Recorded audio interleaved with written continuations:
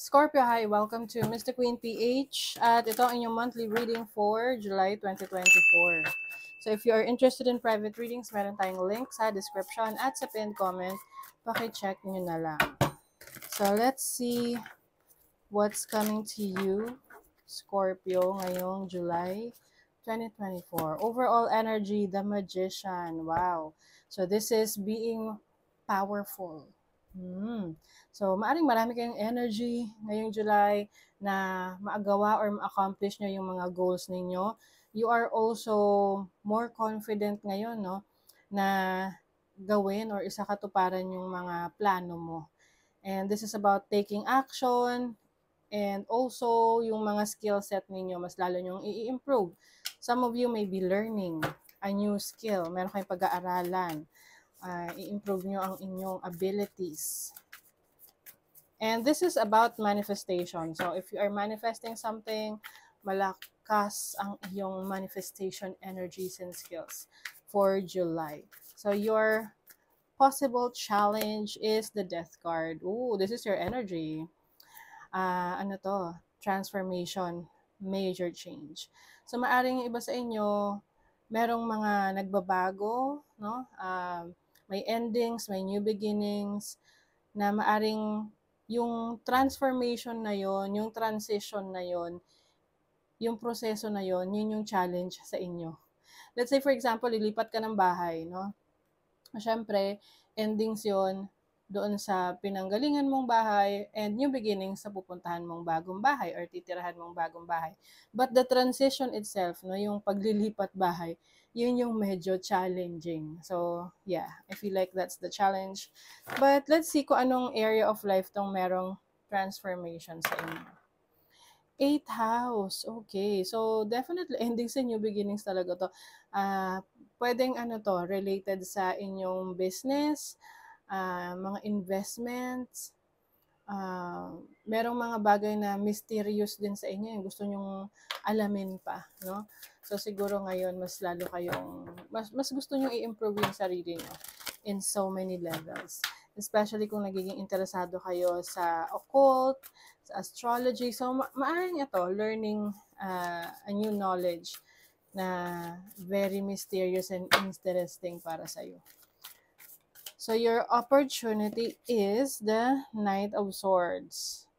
This is about tension and conflict. So pwedeng meron kang opportunity ngayon na ma-voice out yung gusto mong sabihin, ma-express yung gusto mong sabihin, mga iniisip mo lang before na hindi mo masabi, maybe because you are restricted to say that. But I feel like this is about talking, communicating. So kung meron kang gustong ipahiwatig, sabihin sa isang tao, masasabi mo na ngayong July. Yun nga lang, pwedeng mag-cause ng tension or conflict with someone, lalo na kung hindi sila sanay na nag-express ka ng thoughts mo, parang maninibago sila. But at least, may opportunity ka na i-voice out yung gusto mong sabihin. Okay? So, your blessing is the 4 of Wands. So, this is creativity, freedom, stability. Stability sa home life mo, sa family life. Can be a blessing sa properties. Mayroon ka maipupundang na bagong properties or like what I mentioned kanina, yung iba pwedeng mag-resonate kayo sa bagong tahanan, no? Bagong bahay. Maaring meron din kayong investment sa real estate. Okay? And some of you, meron kayong mga isa-celebrate sa family, mga achievements. Pwedeng ikaw may achievements ka or family member. Let's see, what is the Magician? You have the 9 of Swords. O yung mga pinagpuyatan mo. Puyat ka. 6 of Swords. Oh, okay. So, some of you, maaring meron na kayong, yung dati na nanghihina kayo or parang hindi kayo ganun ko-confident sa sarili ninyo.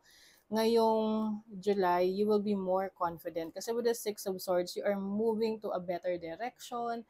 Hindi ka na clouded, hindi na magulo yung isip mo. You have more clarity sa mga gusto mong tahakin sa buhay ngayong July.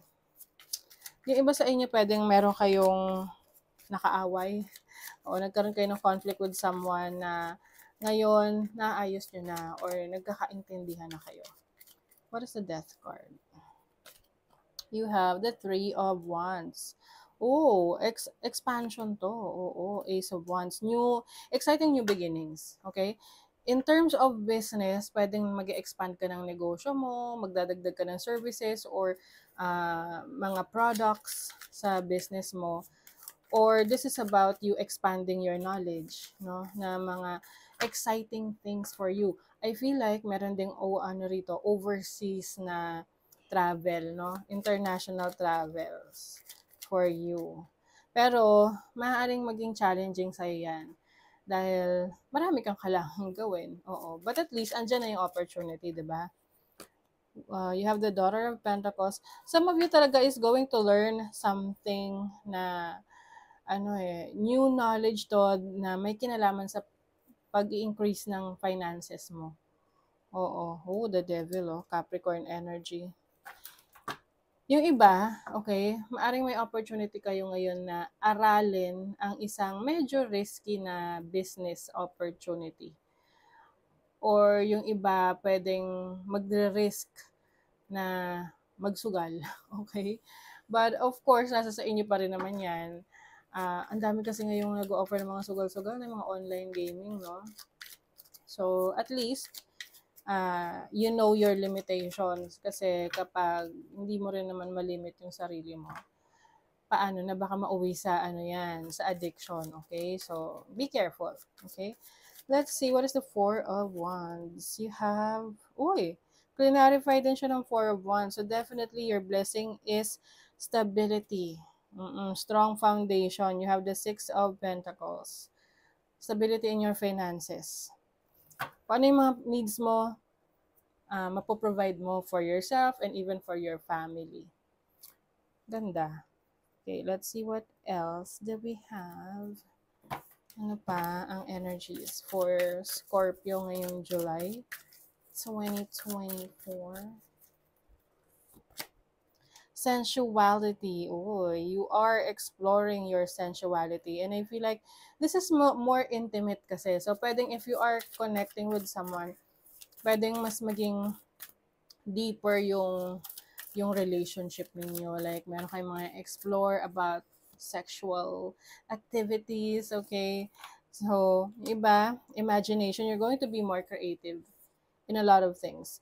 Especially in your business, in your career, or yung mga personal projects mo. Oh, di ba? You're going to study. May pag-aaralan ka, Scorpio. Siguro mag-aaral ka ng mga manifestation skills, pwede rin sa iba't iba pang investment stock market. Or meron kang pag-aaralan kung paano mag-migrate sa ibang bansa. Appreciate this moment. Every situation is an opportunity to grow and find love. Yes. So, mas magiging appreciative ka sa mga blessings na meron ka. Kumbaga, meron kang pagpapahalaga sa blessings mo. You are grateful. Focus on love. Look for the good in everyone. Yan. Isa rin yan na gusto mong bigyan ng attention yung mga bagay na gusto mong gawin, saan ka nagiging masaya, fulfilled, and even yung mga tao na sa tingin mo is very much supportive of you. Okay? You will take care of them. People who supports you. Forgiveness will set you free. Oh, Scorpio, meron kang patatawarin. Lalo na kung itong taong to is parang matagal mo nang kinasasamaan ng loob. Okay? So, pwede rin naman to sarili mo. Patatawarin mo yung sarili mo sa mga bad decisions or mistakes mo before na you won't be too hard on yourself. Okay? Kasi na-realize mo na marami ka pang chance para isaayos yung buhay mo ngayon. And yung mga taong nagle-let go na of the past, sila yung mas mabilis na maka-move on at mas mabilis sila maka-recover, mas nagiging masaya sila moving forward. So, I also see you connecting more with friends.